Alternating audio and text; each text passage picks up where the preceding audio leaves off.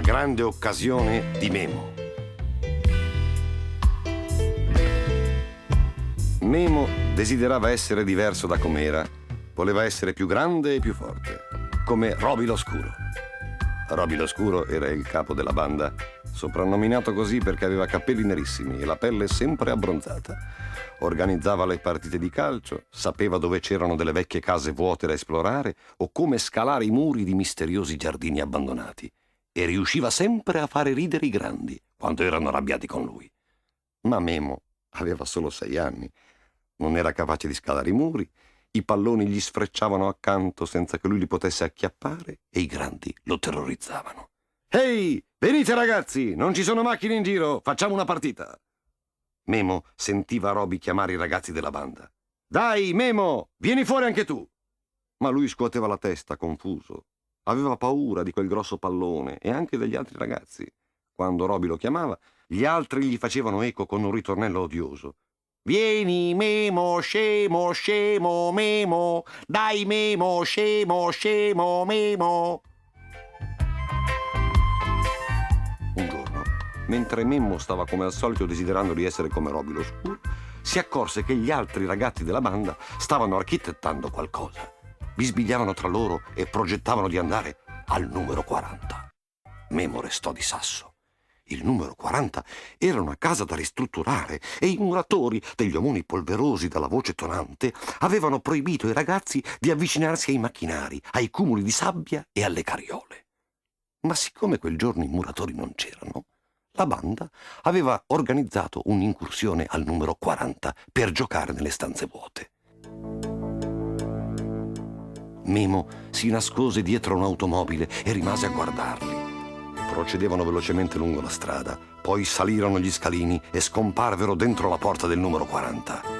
Memo non avrebbe mai creduto che potessero osare tanto. Si avvicinò anche lui furtivamente e li sentì ridacchiare e bisbigliare mentre esploravano le stanze sul davanti. Poi ci fu un lungo silenzio, seguito da uno strillo acuto.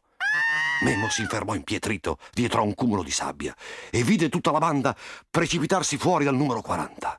Lo Smilzo, il Rosso, Pie Veloce e Jack Polpetta tutti correvano per la strada con un'espressione spaventata sul volto. Ma dov'era l'Oscuro? Perché lui non usciva? Chi aveva gridato? Memo decise che doveva fare qualcosa, ma era terrorizzato. Tremando, salì gli scalini del numero 40 ed entrò. Si trovò davanti a un ammasso di pareti diroccate polverose e di fili elettrici che penzolavano dal soffitto. Ad un tratto udì un lamento, un suono strano, profondo. Si fermò di botto, in ascolto. Il gemito si fece sentire di nuovo e questa volta molto più distinto. «Aiuto, mamma! Babbo, aiuto!» Era Roby l'Oscuro ed era nei guai.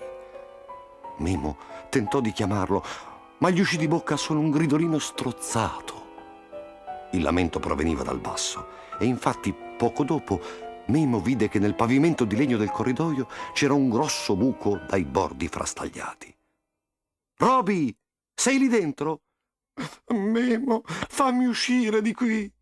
Incredibile! Roby il duro, Roby il forte stava piangendo. «Scuro, che è successo?»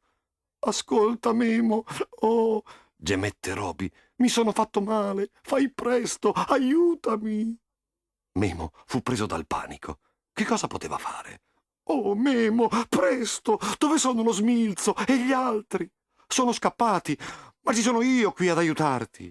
«Memo, ascolta bene, il pavimento ha ceduto e io sono caduto in questo grosso buco nero!» L'Oscuro stava piangendo di nuovo.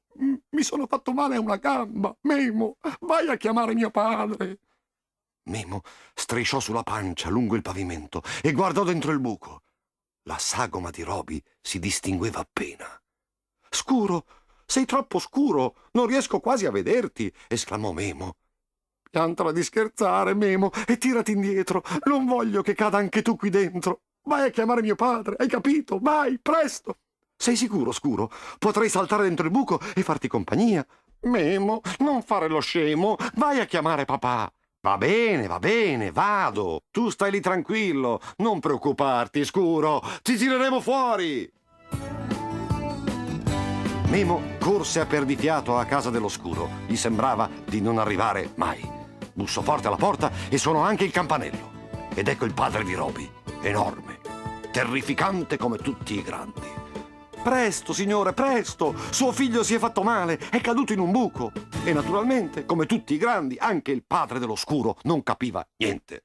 Continuava a fare domande stupide. Dove? Come? Perché? Ma che dici, ragazzino? Presto, presto, al numero 40. Sa dove ci sono i muratori. Bisogna tirarlo fuori. Quando infine capì, il padre dello Scuro si precipitò al numero 40 con una coperta sotto il braccio.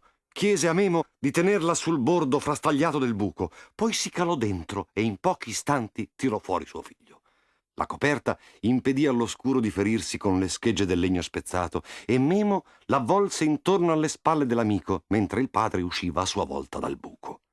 Roby si era fratturato una caviglia e dovette essere trasportato all'ospedale.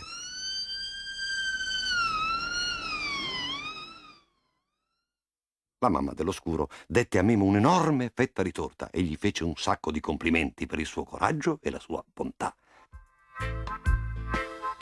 Memo divenne così il miglior amico di Roby lo Scuro e questo all'interno della banda voleva dire essere quasi importanti come lui.